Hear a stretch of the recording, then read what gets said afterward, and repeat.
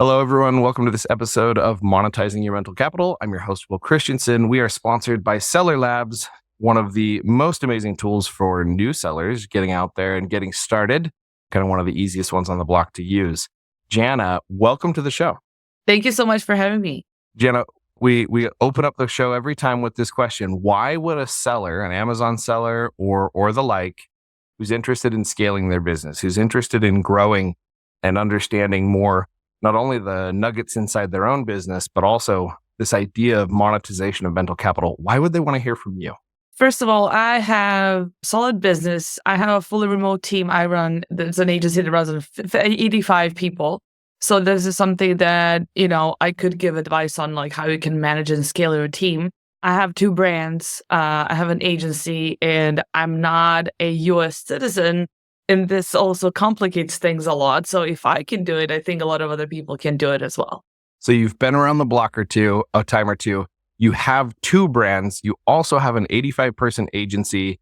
Yes. Fully remote team. And are your team members all over the world? Yes, they are all over the world. It's really hard to get translators to come to the office and just kind of gather them in one place. So yes, we are a fully remote team. But apart from translators, we have the whole upper management and just project managers, like just everyone is fully remote. And then once a year, we meet up at a random place I pick, and we do a little bit of a team building and team bonding, and it's always fantastic. So tell me, where was the last place you held one of these team building events? It was actually in Belgrade, where I am right now in Serbia. It was a full weekend, like from Friday to Sunday.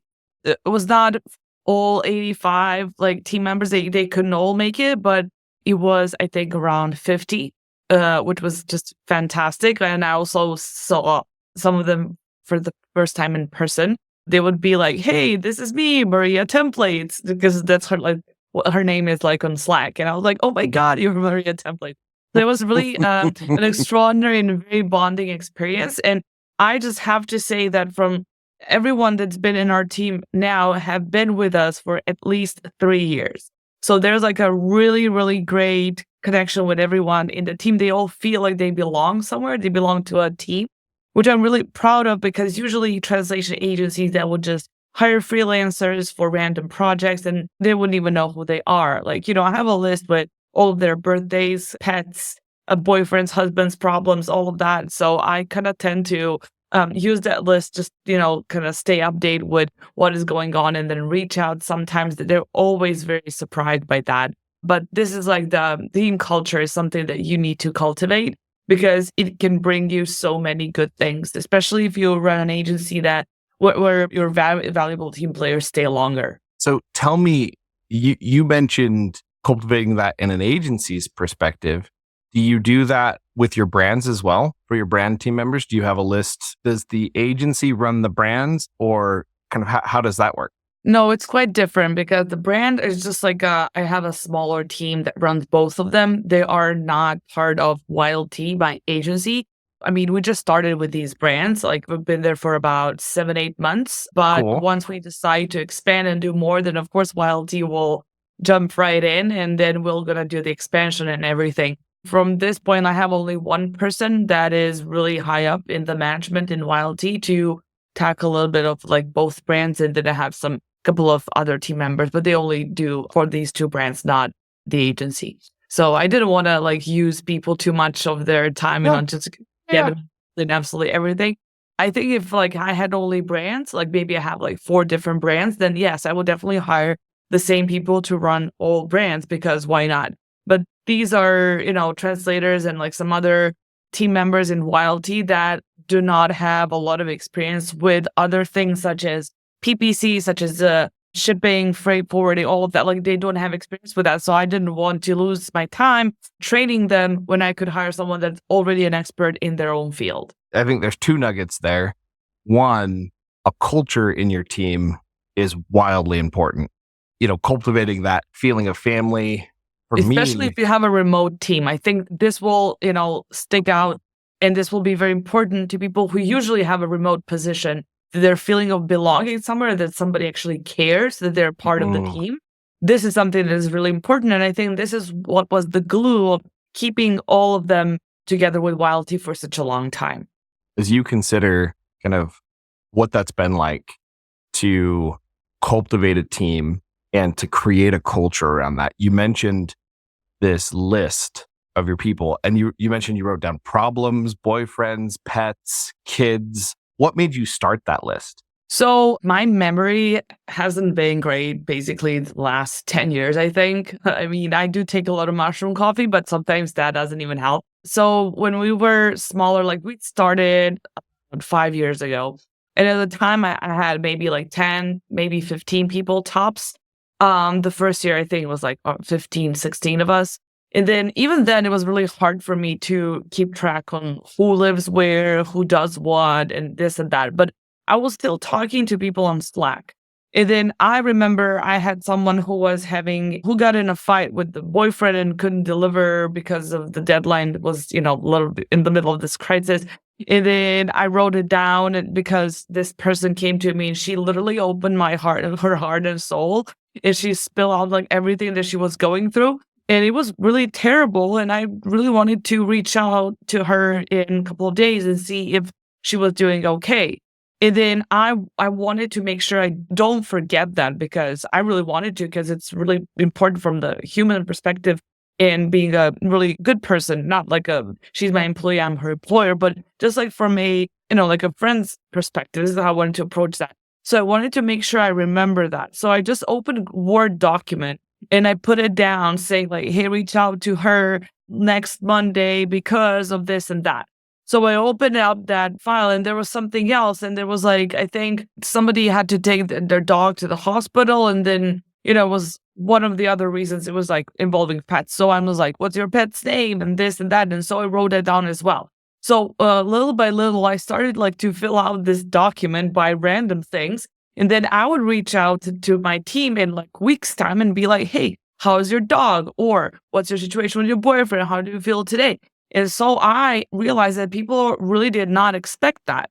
And I started this off as really like, I just really wanted to reach out as, a decent person to ask how they were. Because we were a small team, I could still keep track of everything going on.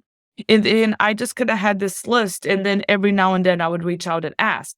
Now, when we grew our team, I couldn't talk to all of the people. Like I couldn't like have the time to just like talk to 40, 50 people. At that time, I didn't even know who we like onboarding. I have a whole process in place, another onboarding manager and knowledge bases and all of that.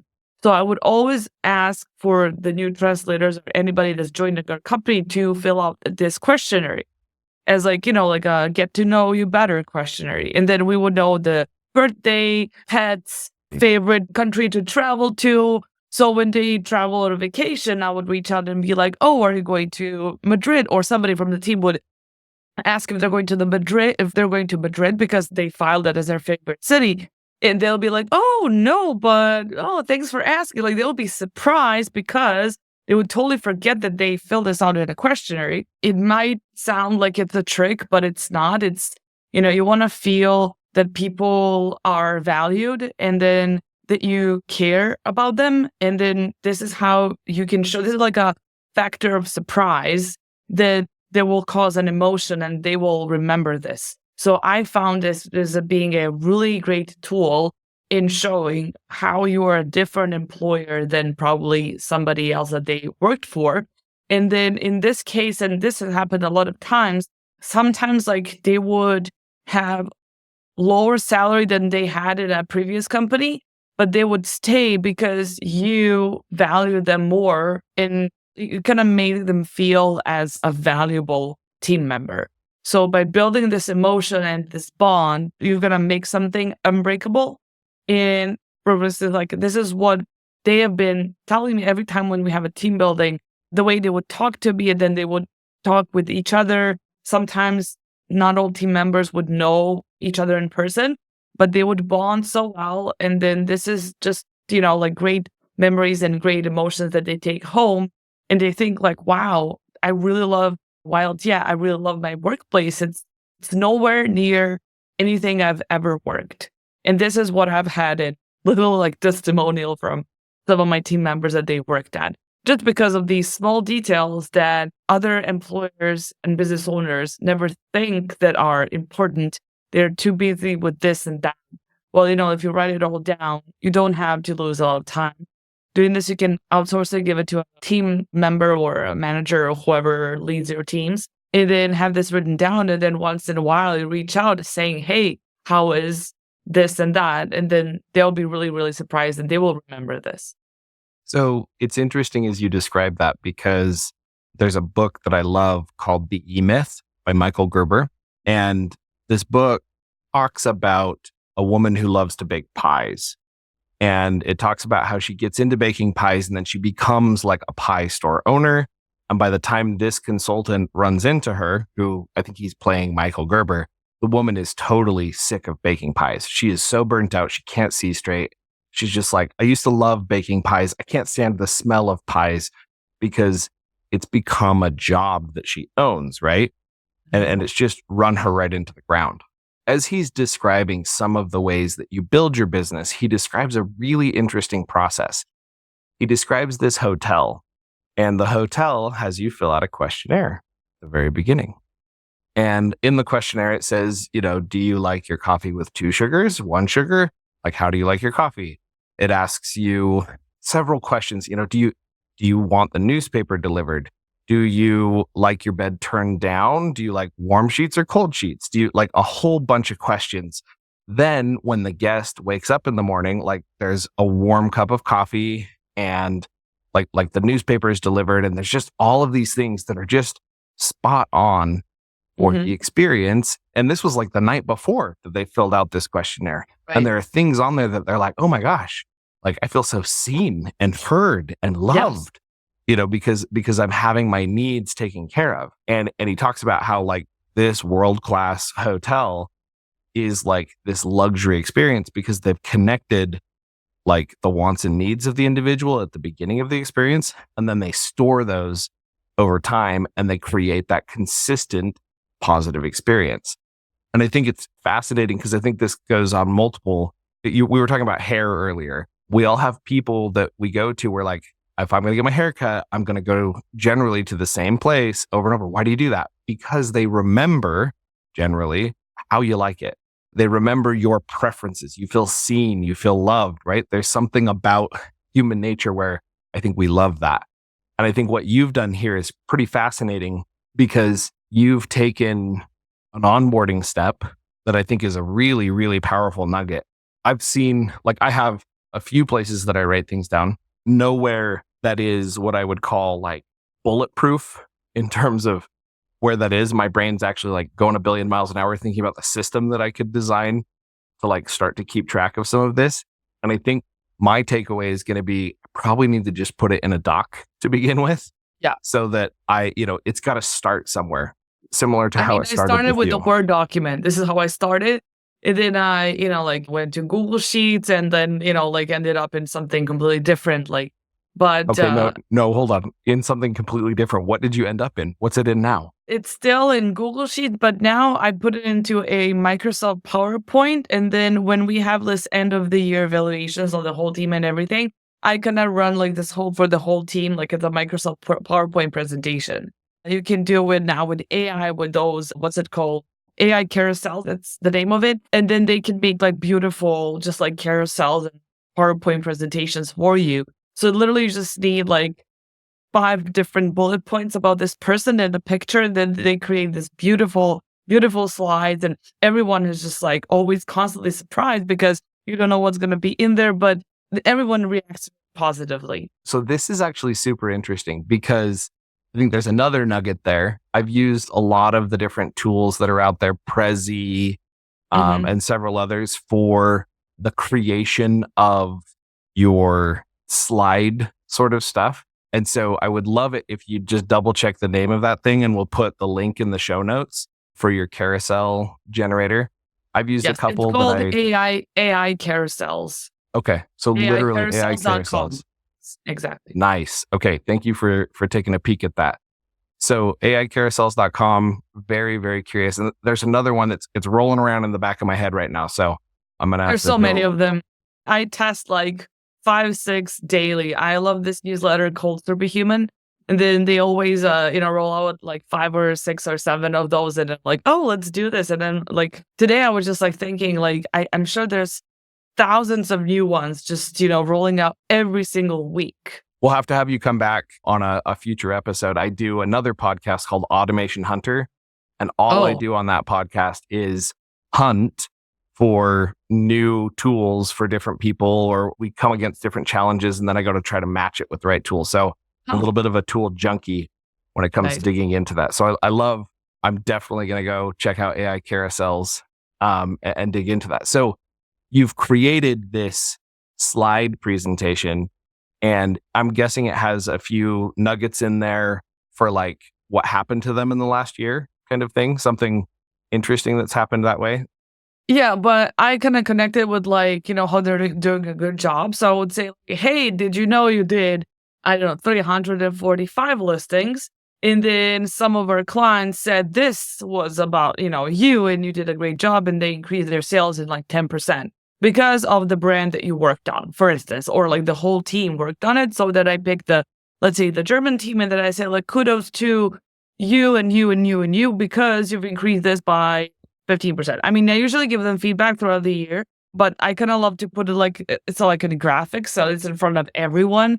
I really think it's important to congratulate some of the team members in front of the whole team. Like I never go like privately and be like, hey, you did a great job with that. I go to our announcement channel and I announce that German team did a great job for this amazing brand that we've done whole catalog translation SEO optimization for, and they told us that they increased their conversion rate by 15% in the last 30 weeks. So I say kudos to everyone, and like that's it. I always like say, I would never say anything bad in front of the whole team. Like then I would reach out personally, of course. But when I want to say, hey, you're doing an amazing job, I was gonna do this in front of everyone, because that kind of just hits differently. This is what I wanted to when I was previously employed in my previous life.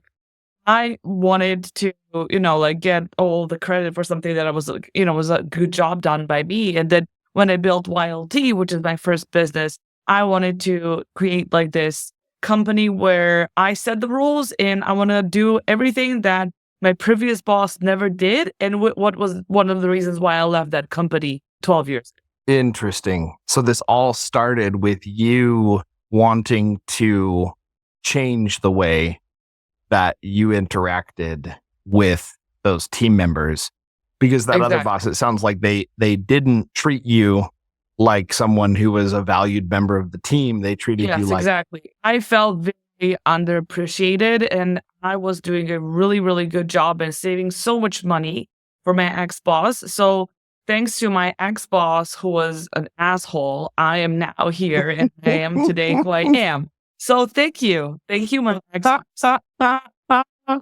Okay, I love that. I did remember the name of the app that I was talking about. It's called Gamma, Gamma.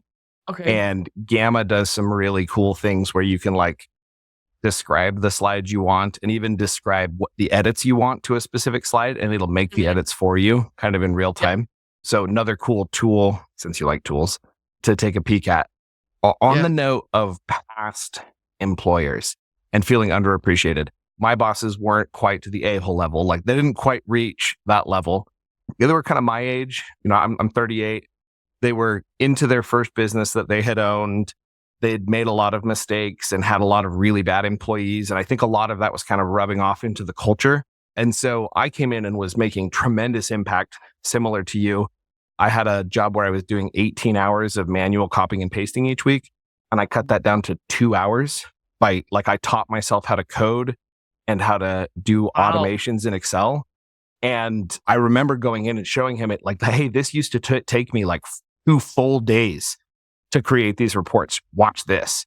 And I showed him how I had automated all of that. And he like patted me on the back and said, good job. And I was like, well, that's basically what I did. I was a business development manager, and they would send me like all across Europe to open companies' branches, and I did it like very like always. There was always a short notice about you need to be here 2 days ago, literally. and I need to see results by Sunday. And I kind of like, I took it as a really big challenge. And, but after that, I literally also got a pat on my back and I was like, seriously? So that was like the last drop. That was what made me quit my job. And I think that, I kind of did that as a challenge, like just to see like if I can do it. And then I saw like, look, if I can do this, I'm pretty sure I can do an amazing job for myself as well. And I don't need to stay in this company where my boss does not appreciate me. And I don't want to feel like this because it's also affecting my mental health. And I know I sound like Gen Zers now, like everything affects their mental health and they don't want to work. But this was just like very, very overwhelming. And I was, working like 15 hours for 7 years, literally. It was just terrible. I mean, I learned a lot, but not a great time for me. But then this last lack of appreciation just really was the last drop. And I was like, you know what? I'm quitting this job. And, like, thank you for, teaching me a lot of things, not actually them, but I also taught myself a lot of things there. Like, it's like, it was a very much of a DIY thing. And then, nobody says, you're awesome, you're doing an amazing job. They just say like, wow, that's great. That's So what you would get. Thumbs up, literally. I think that's interesting. And I think the nugget we're getting to, and I think one of the things that I want to hit on here, especially for maybe new business owners who haven't gone as far in this journey, I discovered the hard way that losing someone who was doing a good job actually really damaged my business. Like when they left, and in many ways, that's part of the reason that Data Automation, that was one of the first companies that I built. We got it up to a team of 18 people. The end of COVID happened and things shifted, and the stress associated with the end of COVID and everything else that went down there created a situation where I was no longer able to even stay with the team.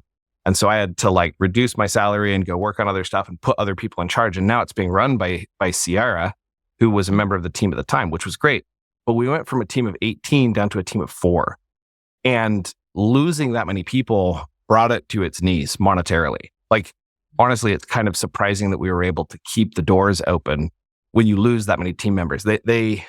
Someone told me that it's like $50,000 or something like that, or it's a half year's salary is how much you can expect to lose in a turnover situation. Every time someone turns over, how much do you pay them a year? Cut that in half. That's probably what that's going to be the cost of that turnover. Have you seen that in your business, that turnover is expensive? Yes, it is. Especially also after COVID, we've also had a pretty hard year.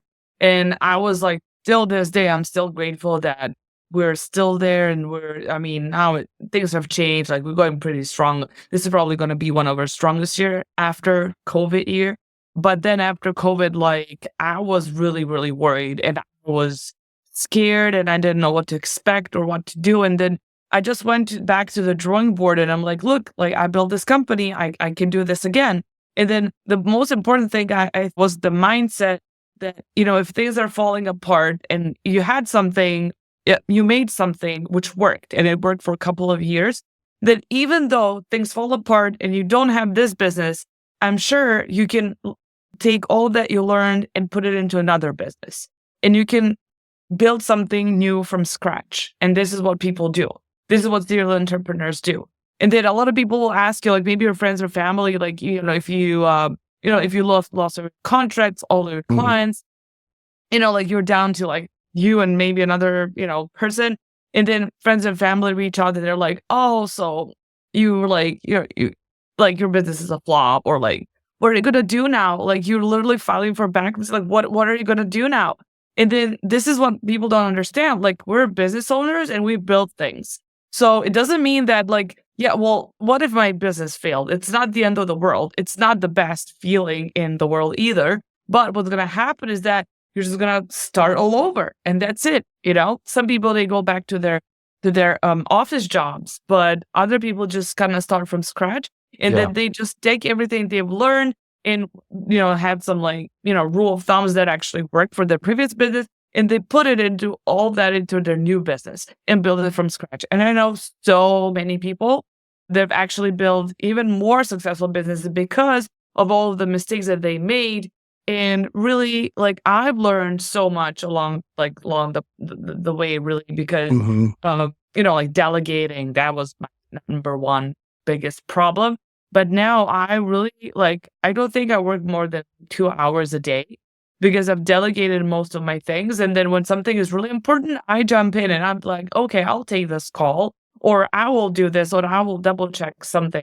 Because, like, if you delegate absolutely everything, then you're gonna have your company stay where it is. Like, it's going to be alive. There will be a pulse, but it will be slowly, slowly dying if you completely remove yourself from the company. So I think that always need to, like, check in every now and then, but you don't have to be involved in any of the operational work, which I think is really important, that you as an entrepreneur or a business owner focus on the growth and not on the heavy duty work which other people should do. I love it. I love it. Help me understand when you're kind of in that process and seeing, you mentioned like delegation was one of your biggest challenges. It What did was. you do to overcome that? So I kind of hit the wall. It was not because I thought it through and I was like, yes, today you are going to start doing this. There's no way. So as long as I can have like some sort of a comfort zone, I will take advantage of that. I'm not gonna push myself if it's like not literally the end of the world into that. So I was trying to go on a vacation. I hadn't gone on a vacation at that point for 2 years, and we were going to the Maldives. And then my husband told me, well, what if we don't have Wi-Fi over there? Because I was packing my computer. And he was like, what are you doing? We're going on a freaking tropical island in the middle of nowhere. What if there's no Wi-Fi? What are you going to do then? And I'm like, I'm going to find Wi-Fi. It's going to be fine. And we went to the, like, one of those like resort hotels islands. It was not a actual big island or thing.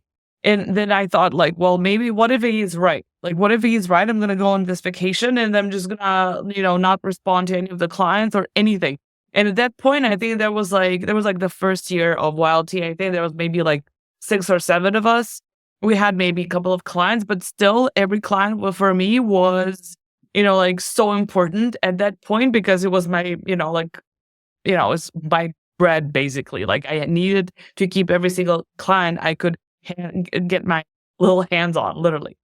And then we went to the vacation, and I decided to call my ex coworker from my previous job. I trust him till this day with everything I do, and I asked him if he can run things for me, if he can invoice clients, and if someone sends an email, that if he can respond. And then we did have a couple of projects that were supposed to be sent to the clients as well. I told him, like, can you please just, make sure that everything's okay? And I knew one person could handle that because we didn't have much work at the time. And then he said, yeah, sure, why not? So I went on vacation. We didn't have Wi-Fi. Wi-Fi was pretty bad. Like, it was a very poor quality Wi-Fi. I could barely like send WhatsApp texts. And then I would text him and be like, what is happening? And I'm like, I'm third day out of Wi-Fi. I was going out of my mind and I was so nervous. And I was like, well, this is it. This is the end of my business career. I was a Wild Tea owner, and like, I'm just go back to like my office job and whatever. And then third, fourth day, I didn't hear anything from him. And then I was like, okay, well, whatever happens, what happens, happens. And, if I come back and don't have the company, okay, it's not the end of the world, but I was pretty sad. I was like pretty bummed with what's going to happen. So I came back home after 15 days, and then I asked him, do I still have Wild Tea, like, or what's left of it? And he Do I said, still have a brand? should I even like, check my emails? And he was like, oh yeah, like, things are running smoothly. We had like a couple of problems, but they were like very like, light. It was very easy to solve them, but you can be rest assured that you do still have your business. And I was like, oh my God. And I remember I sat down and I was like staring at the wall, and I was like, so, I don't know, like overwhelmed with all this like positive emotions. I'm like, I can't believe this is working. And I was like, I'm going to do so much more of this because I need to do it. I need to do it because I can't handle everything. And then it was like a bottleneck for my agency. And then I was like, okay, let's do this and this and this, and just like do it. And then we'll see, it's going to do well. And I always had like this like envision that, like, it's going to go amazingly well. I was like being very positive. I even wrote in our OKRs, which I still have to this day. I wrote, we're going to be the leading Amazon translation localization agency in the world. This is like my main OKR, and I still have this Google document with that was 2019. And literally, like from when I decided that, yes, we are going to be the best, the biggest, and I dared to have this big dream, because I think everyone should dare to dream big, because what's stopping you from having this most fantastic life instead of these like small and somewhat decent life, right? And then I dared to dream big, and I dared to delegate. And this is when things started changing for us. And literally, like at the end of the first year, we had about 25 people, which like compared to 5 in February, my vacation, end of the year 25 was 5x growth. And that was incredible. And then the next year was even better. And then, things started just happening one after another, really. But I think delegation was definitely a game changer for us. I love it. A book I want to recommend for anybody who's listening, Turn the Ship Around, is an amazing book. If you haven't read it yet, Jana, you're already a master at several of the things in there. But I have a feeling he's probably got several pieces that could be interesting for you. It's about a Navy ship commander who he takes over the worst submarine in the entire Navy in the U.S. Navy, and he turns it around to becoming the best. And the way he does it is by taking and turning followers into leaders. Yeah. And what you're describing is exactly what he did inside the submarine. And it really shifted things. The internal locus of like where all the decisions are being made in a company, the closer that is to the founder, I think the smaller the company is. The farther away you can get those decisions to be made outside of you with your team members, and they're making good decisions with good thinking frameworks and everything else that's there, the bigger things grow. Exactly. This is how you can actually tell if someone is not being actually, sincere with how good the company is doing. Because if they know all of the clients that they're working with, then they're probably also doing, like running their, ads also by themselves, when they should not be doing that if they're saying that they're a really big company that runs 130 brands, for instance, and then you have no idea actually who you work with, because this is all delegated, and maybe you are in charge, or some of just like the biggest brands that are of more value to you. So I think, I think this is also how you can tell the size of the company this way. 100%. Okay, so 2 final questions for you here. I want you to imagine that you stepped into a coffee shop and you run into an old friend there. And this old friend comes on and says, yeah, I just started this Amazon business. I'm doing a couple $1,000s a month. What should I do next? Can you think of any nuggets or hacks or things like things that I should try out as I'm connecting those thoughts? So I'm curious, in these 2 brands that you started, as well as all the brands that you've helped with translation, any nuggets that you'd want to share with that friend? So we mostly work with US brands, also like very big enterprise brands like Solgar Vitamins and Crocs and National Geographics and all of that. But we also work with just, 3PLs as well. If you're a US brand, I would definitely say go and try TikTok Shop. That is my number 1 advice. And then number 2 is that if you're a beginner, you should not go full on international expansion, because you need a budget for that. And you need to do a really good due diligence. So this is not for you at this point, but TikTok Shop might be. And also UGC, working with influencers, that doesn't cost that much money as you would pay them on Instagram.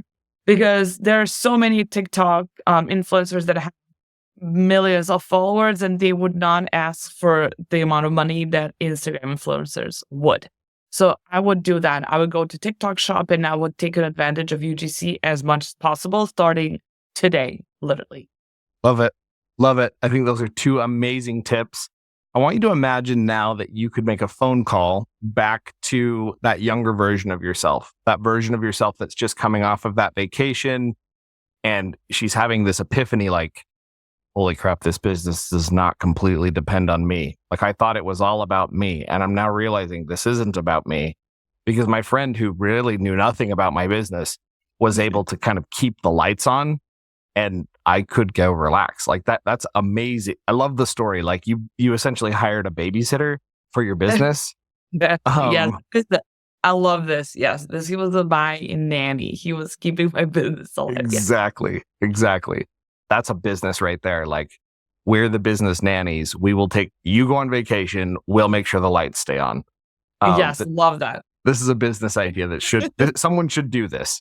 Actually, I know a guy, his name's Scott Scharf. He's actually working on an idea to create contingency plans. So like you probably have a custody plan for your kids. Like if something were to happen for you, you've called a brother or a sister or a grandparent or somebody who's going to take care of those kids. Do you have a custody plan for your business? He's kind of Good selling pushing point. on that envelope of considering that. But I want you to imagine you making a phone call to her, and in that moment, you ask her, or you can tell her anything you want. And she's going to obviously absorb some advice to kind of shift things. What would you tell her? What piece of advice would you give her? I will tell her to believe in herself and that everything will be okay as long as she's persistent and keeps on pushing and just, believes in herself because her ideas are good. And it doesn't really matter if her friends don't understand what she's doing, but what is important is what her inner guts is telling her. And then she can do absolutely everything she sets her mind on. That's it. So I think that's fascinating, Jana. A lot of people, that's the advice they'll give to their younger selves is like, just stick to it, go with your gut, like things are going to work out. I'm curious if this is my supposition. I'm curious if you'll confirm it for me. I think the reason that they're saying that is because deep down, there was a part of themselves that doubted everything.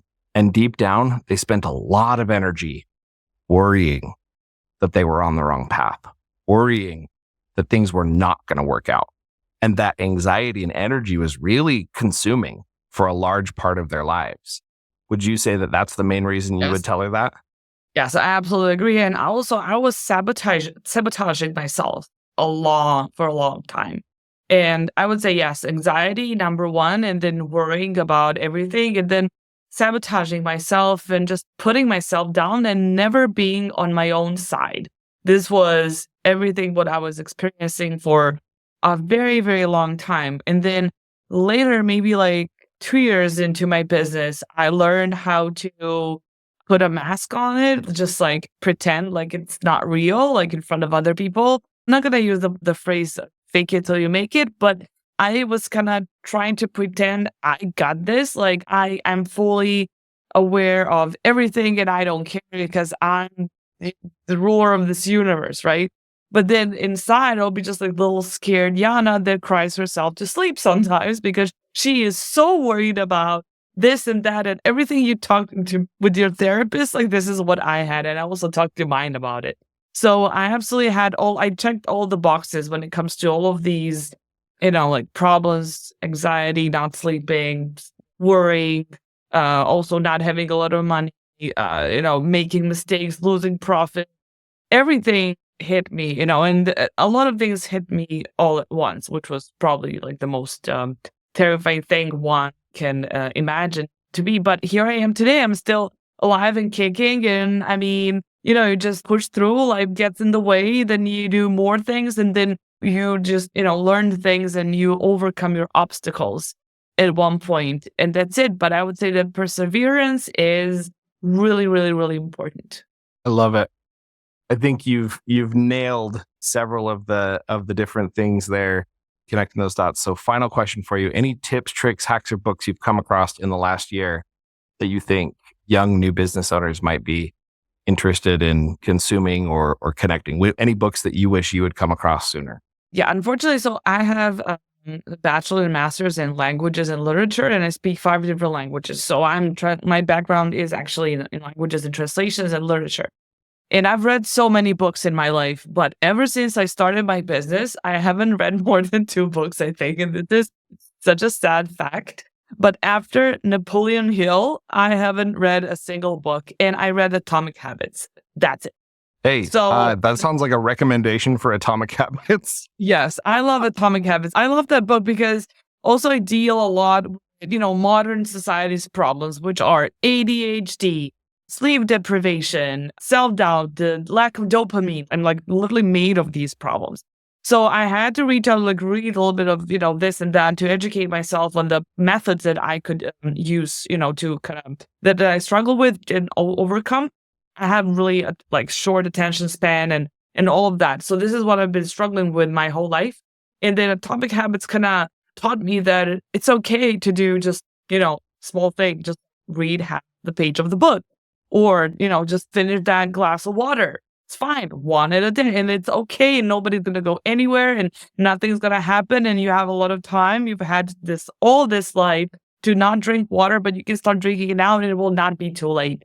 So this is what really helped me cope with so many other problems. And then you can literally apply this to your business, your private life, literally everywhere. So that really kind of helped me, manage a lot of things business wise and just, in life in general. I love it. More nuggets, I think, than we can even count. Thank you so much for being on the show, Jana. It's been a pleasure to have you here.